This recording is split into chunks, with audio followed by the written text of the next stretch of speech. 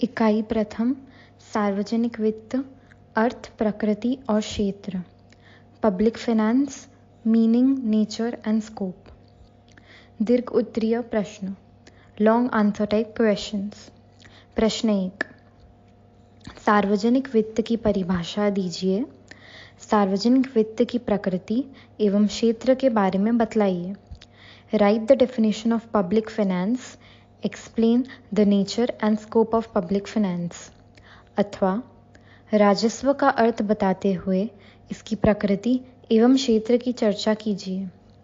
स्टेटिंग the meaning of public finance and discuss its nature and scope. उत्तर, सार्वजनिक वित्त का अर्थ राजकीय आय और राजकीय व्यय से लिया जाता है। एक अन्य अर्थ में सार्वजनिक संस्थाओं की वित्तीय व्यवस्था को ही राजस्व कहते हैं। सार्वजनिक वित्त की कुछ परिभाषाएं निम्नलिखित है। पहली, डॉक्टर डैल्टन के अनुसार राजस्व राज्य की आय और व्यय तथा इनके एक दूसरे के साथ समायोजन से संबंधित है। दूसरी, लुट्स के अनुसार राजस्व उन साधनों की व्यवस्था, सुरक्षा एवं वितरण का अध्ययन है जो सार्वजनिक कार्यों के संचालन के लिए आवश्यक होते हैं। तीसरा, टेलर के अनुसार सरकारी संस्था के अंतर्गत संगठित रूप में जनता के वित्त का व्यवहार ही राजस्व है, जिसमें केवल सरकारी वित्त का अध्ययन किया जाता है। एक स्वतंत्र विषय की राय में भी राजस्व विज्ञान और कला दोनों ही है। सार्वजनिक वित्त एक विज्ञान के रूप में राजस्व को विज्ञान मानने के पक्ष में निम्न तथ्य प्रस्तुत किए गए हैं। पहला, यह मानवीय ज्ञान के एक विशिष्ट क्षेत्र का अध्ययन करता है जो सार्वजनिक आय, व्यय एवं ऋण से संबंधित है। दूसरा, राजस्व में सिद्धांतों का क्रमबद्ध अध्ययन किया जाता है जो विज्ञान का गुण है। तीसरा, इसके अध्ययन में वैज्ञानिक विधियों का प्रयोग किया जाता है। चौथा, इसके कुछ विशिष्ट नियम हैं जो राजस्व में ही लागू होते हैं, जैसे अधिकतम सामाजिक लाभ का सिद्धांत। पांचवा, इसमें निश्चित व्याख्या एवं पूर्वानुमान की भी क्षमता है। विज्ञान की दो शाखाएं हैं। पहली, वास्तविक विज्ञान, दूसरी आदर्श विज्ञान। सार्वजनिक वित्त में विज्ञान के दोनों ही पहलुओं, वास्तविक एवं आदर्श का अध्ययन किया जाता है। वास्तविक विज्ञान की भांति अर्थशास्त्र में सैद्धांतिक एवं तथ्यात्मक पहलुओं का अध्ययन किया जाता है। करारोपण के नियम, लोक व्यय के सिद्धांत, अधिकतम सामाजिक लाभ का सिद्धांत इत्यादि राजस्व को विज्ञान की श्रेणी प्रदान करते हैं। आदर्श विज्ञान की भांति राजस्व में आदर्श पहलू का अध्ययन भी किया जाता है, जिससे अधिकतम सामाजिक कल्याण हो सके। सार्वजनिक वित्त कला के रूप में राजस्व विज्ञान ही नहीं वरन कला भी है। कला के अंतर्गत उन नियमों का समावेश होता है जिनके द्वारा एक निश्चित उद्देश्य को प्राप्त किया जाता है। प्रोकांस के अनुसार कला दिए हुए उद्देश्यों की प्राप्ति के लिए नियमों की प्रणाली है। उदाहरण के लिए, सार्वजनिक आय के अंतर्गत कर लगाए जाते हैं, किंतु कर लगाते समय इस बात का ध्यान रखा जाता है इसमें प्रगतिशील सिद्धांत का अनुसरण किया जाए, अर्थात जिनकी आय है उन पर अधिक कर लगाया जाए। अतः वित्त मंत्री को कर लगाते समय कला का अनुसरण करना चाहिए। सार्वजनिक वित्त का क्षेत्र, स्कोप ऑफ पब्लिक फाइनेंस। आधुनिक समय में राजस्व के क्षेत्र को प्रमुखतः 4 भागों में बांटा जा सकता है। पहला, सार्वजनिक व्यय, पब्लिक एक्सपेंडिचर। यह राजस्व का अत्यंत महत्वपूर्ण विभाग है, क्योंकि राजस्व का प्रारंभ सार्वजनिक व्यय अथवा लोक व्यय से ही होता है। सरकार व्यय करने की योजना पहले बनाती है, फिर उसके अनुरूप आय प्राप्त करने का प्रयत्न करती है। लोक व्यय के अंतर्गत उन सिद्धांतों का अध्ययन किया जाता है जिनके अनुसार सरकार अपना व्यय करती है। साथ ही सार्वजनिक व्यय के प्रभावों का विश्लेषण भी किया जाता है। लोक व्यय का आर्थिक विकास से घनिष्ठ संबंध है, अतः सार्वजनिक व्यय एवं उसके आर्थिक विकास पर पड़ने वाले प्रभाव का अध्ययन लोक व्यय का प्रमुख विषय है। दूसरा, सार्वजनिक आय, पब्लिक रेवेन्यू। सार्वजनिक व्यय की पूर्ति हेतु सरकार आय प्राप्त करने की व्यवस्था करती है। सार्वजनिक आय के अंतर्गत इस बात का अध्ययन किया जाता है कि सरकार के आय के स्रोत क्या है एवं आय से संबंधित विभिन्न सिद्धांत एवं समस्याएं कौन कौन सी हैं।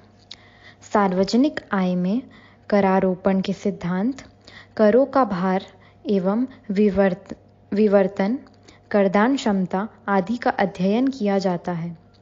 संक्षेप में कहा जा सकता है कि इसके अंतर्गत सार्वजनिक आय के विभिन्न स्रोत एवं उनको प्राप्त करने के सिद्धांतों का अध्ययन किया जाता है। तीसरा, सार्वजनिक ऋण। प्रतिष्ठित अर्थशास्त्रियों का मत यह था कि बजट संतुलित रहना चाहिए, अर्थात सरकार की आय और व्यय बराबर रहनी चाहिए। किंतु आजकल संतुलित बजट की मान्यता समाप्त हो गई है, क्योंकि राज्य के कार्यों में वृद्धि होने से सार्वजनिक आय की तुलना में सरकार को अधिक व्यय करना पड़ता है और अतिरिक्त व्यय की पूर्ति के लिए सरकार ऋण का सहारा लेती है।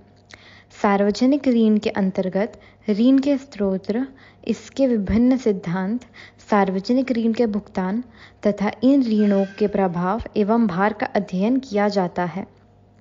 चौथा, वित्तीय प्रशासन, फाइनेंशियल एडमिनिस्ट्रेशन। राजस्व की सार्वजनिक व्यय, आय एवं ऋणों की व्यवस्था के लिए एक प्रशासन तंत्र की आवश्यकता होती है। जैसे सार्वजनिक आय का एक अलग से विभाग होता है जिसके अंतर्गत बचत निर्माण को प्रोत्साहित किया जाता है।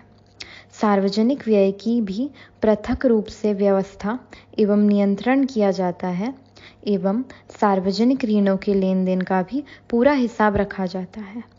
यह विषय यद्यपि आर्थिक पहलू से संबंधित है, फिर भी लोक प्रशासन, पब्लिक एडमिनिस्ट्रेशन से इसका घनिष्ठ संबंध है। प्रश्न 2, सार्वजनिक वित्त का महत्व बतलाइए। Explain the importance of public finance. उत्तर, सार्वजनिक वित्त के महत्व को निम्न प्रकार से स्पष्ट किया जा सकता है। पहला, राज्य के बढ़ते हुए कार्य। आधुनिक समय में गहन और विस्तृत दोनों ही रूपों में राज्य के कार्यों में वृद्धि हुई है। गहन रूप में इसलिए कि जो कार्य सरकार द्वारा पहले भी किए जाते थे, जैसे सुरक्षा और शांति व्यवस्था की स्थापना, आज उनका संपादन अधिक खर्चीला हो गया है। जैसे युद्ध की तकनीकों में परिवर्तन होने से आजकल उस पर भी भारी मात्रा में व्यय किया जाता है। वर्तमान में विश्व में हथियारों के संग्रहण में बड़ी मात्रा में व्यय किया जा रहा है। विस्तृत रूप से इसलिए कि जो कार्य पहले सरकार नहीं करती थी, वे अब सरकार द्वारा किए जाते हैं, जैसे परिवहन, विद्युत, सामाजिक सुरक्षा, बीमा, बैंकिंग इत्यादि की व्यवस्था। सरकार ने इन बढ़ते कार्यों से उसके व्यय में बहुत वृद्धि हुई है, जिससे सरकार के लिए आय प्राप्त करना आवश्यक हो गया है। इस सार्वजनिक आय के बढ़ते हुए क्षेत्र ने राजस्व के महत्व को भी बढ़ा दिया है। दूसरा, आर्थिक विकास को बढ़ाना, ऑगमेंटिंग इकोनॉमिक ग्रोथ। अर्धविकसित देशों में आर्थिक विकास को तीव्र करने में राजस्व की महत्वपूर्ण भूमिका है। अर्धविकसित देशों की प्रमुख समस्या आर्थिक विकास की है, किंतु इन देशों में आर्थिक साधनों की कमी रहती है। सरकार सार्वजनिक आय के अंतर्गत करों से आर्थिक साधन प्राप्त कर सकती है तथा सार्वजनिक व्यय के माध्यम से उत्पादन बढ़ाने के लिए उनका विनियोग किया जा सकता है, जिससे न केवल रोजगार में वृद्धि होती है वरन आय भी बढ़ती है। आजकल बजट के माध्यम से घाटे की वित्तीय व्यवस्था अपनाकर आर्थिक नियोजन एवं आर्थिक विकास की वित्तीय व्यवस्था की जाती है। तीसरा, उत्पादन एवं उपभोग करने में महत्व। राजस्व की क्रियाओं का आर्थिक जीवन पर भी महत्वपूर्ण प्रभाव पड़ता है। उदाहरण के लिए, कर प्रणाली और सार्वजनिक व्यय को इस प्रकार व्यवस्थित किया जा सकता है कि इससे उत्पादन और उपभोग में वृद्धि हो। जैसे विशिष्ट उत्पादनों पर करों में छूट दी जा सकती है। आवश्यक उपभोग की वस्तुओं से करों को हटाया जा सकता है और हानिकारक वस्तुओं पर करों की दर बढ़ाकर उनके उपभोग को रोका जा सकता है। चौथा, सामाजिक न्याय की स्थापना। राजस्व की क्रियाओं से देश में आय और संपत्ति के वितरण में समानता लाई जा सकती है, क्योंकि इन क्रियाओं से आय अथवा क्रय शक्ति का हस्तांतरण एक वर्ग से दूसरे वर्ग में होता है। उदाहरण के लिए, करदाता सरकार को कर देता है और इसी कर से प्राप्त आय सरकार सार्वजनिक व्यय के माध्यम से दूसरे लोगों पर व्यय कर देती है। इससे आय के वितरण में समानता आती है एवं सामाजिक न्याय की स्थापना की जा सकती है। पांचवा, आर्थिक स्थिरता बनाए रखने के लिए। अर्थव्यवस्था में व्यापार चक्र, मंदी और तेजी के कारण आर्थिक स्थिरता नहीं रह पाती और उत्पादन, रोजगार तथा अन्य व्यापारिक क्रियाओं पर इसका प्रतिकूल प्रभाव पड़ता है।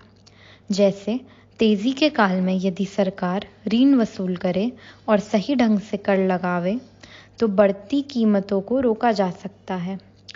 इसी प्रकार सार्वजनिक व्यय के द्वारा मंदी को दूर किया जा सकता है। छठा, राष्ट्रीय आय में वृद्धि। राजस्व की नीतियों के द्वारा राष्ट्रीय आय में भी वृद्धि की जा सकती है और यदि कर प्रणाली इस प्रकार की हो तो बचत और विनियोग को प्रोत्साहित किया जा सकता है, तो इससे उत्पादन और राष्ट्रीय आय में वृद्धि होती है। यदि राजस्व की क्रियाओं से व्यक्तिगत विनियोग प्रोत्साहित होते हैं तो इससे भी राष्ट्रीय आय में वृद्धि होती है। सातवां, रोजगार में वृद्धि। यदि सरकार कर प्रणाली इस प्रकार की है, उससे ऐसे उद्योग प्रोत्साहित होते हैं जो रोजगार प्रदान है, तो इससे रोजगार में वृद्धि की जा सकती है। इसी प्रकार सार्वजनिक व्यय के द्वारा भी रोजगार में वृद्धि की जा सकती है। जैसे सरकार अकाल और सूखे की स्थिति में राहत कार्यों के द्वारा लोगों को रोजगार प्रदान कर सकती है। आठवां, आर्थिक नियोजन में महत्व। आजकल बहुत से देश आर्थिक विकास के लिए आर्थिक नियोजन को अपना रहे हैं। आर्थिक नियोजन सरकार द्वारा प्रारंभ की जाने वाली एक सतत प्रक्रिया है, जिसके अंतर्गत दीर्घकाल में देश की राष्ट्रीय आय में वृद्धि की जाती है। आर्थिक नियोजन में सरकार की सक्रिय भूमिका होने के कारण इसकी सफलता में राजस्व की क्रियाओं का बहुत बड़ा हाथ रहता है। देश में उत्पादन, रोजगार, निर्यात आदि में सार्वजनिक व्यय और कर प्रणाली की उपयुक्त नीति से वृद्धि की जा सकती है और देश का आर्थिक विकास किया जा सकता है। नौवां, सामाजिक क्षेत्र में महत्व। राजस्व का सामाजिक क्षेत्र में भी महत्व है। सामाजिक क्षेत्र में राजस्व के महत्व को दर्शाने वाले बिंदु है: पहला, समाजवादी समाज की स्थापना करने में सहायक। दूसरा, अशिक्षा को दूर करने में सहायक। तीसरा, सामाजिक संगठन का कुशल निर्माण करने में सहायक। चौथा, सामाजिक व्यय सुनिश्चित करने में सहायक। लघु उत्तरीय प्रश्न, शॉर्ट आंसर टाइप क्वेश्चंस। प्रश्न 3, सार्वजनिक वित्त और निजी वित्त में कोई 5 अंतर बतलाइए। Write any 5 differences between public finance and private finance. उत्तर: सार्वजनिक वित्त एवं निजी वित्त के अंतरों को निम्न प्रकार स्पष्ट किया जाता है। सार्वजनिक वित्त: पहला, सरकार अपने व्ययों के अनुसार आय की व्यवस्था करती है, अर्थात सरकार पहले व्यय को निश्चित करती है तथा बाद में आय के स्रोत पर विचार करती है। निजी वित्त: पहला, एक निजी व्यक्ति अपनी आय के अनुसार ही व्यय का समायोजन करता है। सार्वजनिक वित्त: दूसरा, सरकारी आय के स्रोतों में निश्चितता नहीं होती है। करों में वृद्धि, नवीन कर, मुद्रा का निर्गमन आदि सरकार आय के स्रोत हैं। निजी वित्त: दूसरा, एक व्यक्ति की आय के स्रोत सामान्यतः निश्चित होते हैं। सार्वजनिक वित्त: तीसरा, सामान्यतः सरकार का आय व्यय का बजट 1 वर्ष का होता है। निजी वित्त: तीसरा, एक निजी व्यक्ति का बजट साप्ताहिक, मासिक, त्रैमासिक अथवा किसी भी अवधि का हो सकता है।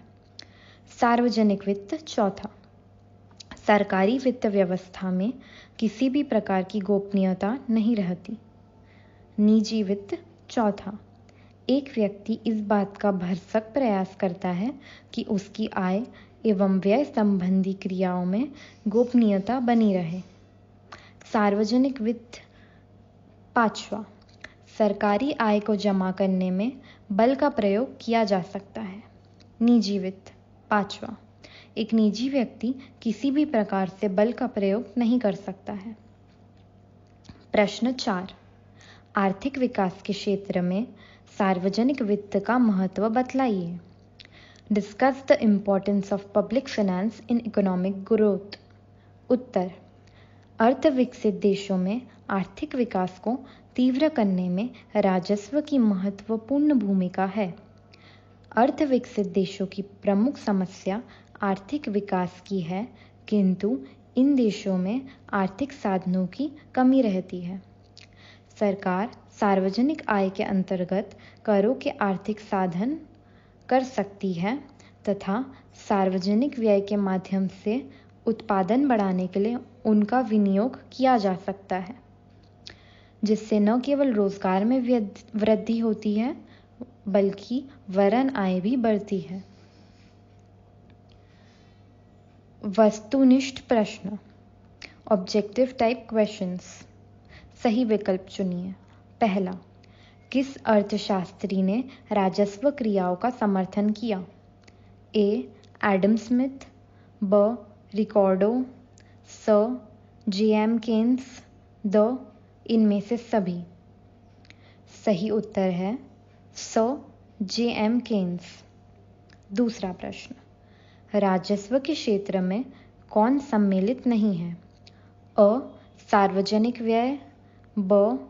राजकोषीय नीति, स. वित्तीय प्रशासन, द. मौद्रिक नीति। सही उत्तर है द. मौद्रिक नीति। तीसरा प्रश्न, राजस्व का आधुनिक दृष्टिकोण निम्नांकित में से किस पर आधारित है?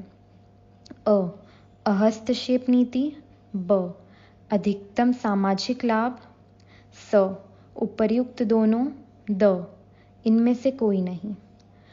सही उत्तर है ब. अधिकतम सामाजिक लाभ।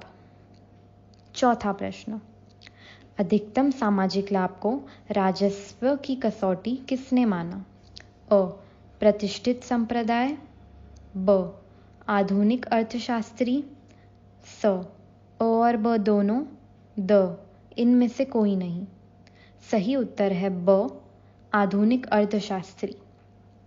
पांचवा प्रश्न, राजस्व में अध्ययन किया जाता है? अ. सार्वजनिक व्यय एवं सार्वजनिक आय का, ब. सार्वजनिक ऋण का, स. वित्तीय प्रशासन का, द. उपर्युक्त सभी का। सही उत्तर है द. उपर्युक्त सभी का।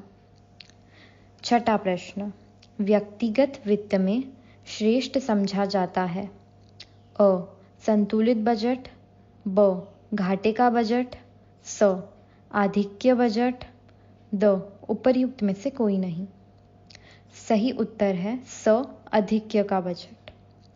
7वां प्रश्न, राजस्व में व्यक्तिगत वित्त की अपेक्षा आय के साधनों में लोच अ अधिक होता है, ब कम होता है, स बराबर होता है, द उपर्युक्त में से कोई नहीं। सही उत्तर है अ अधिक होता है।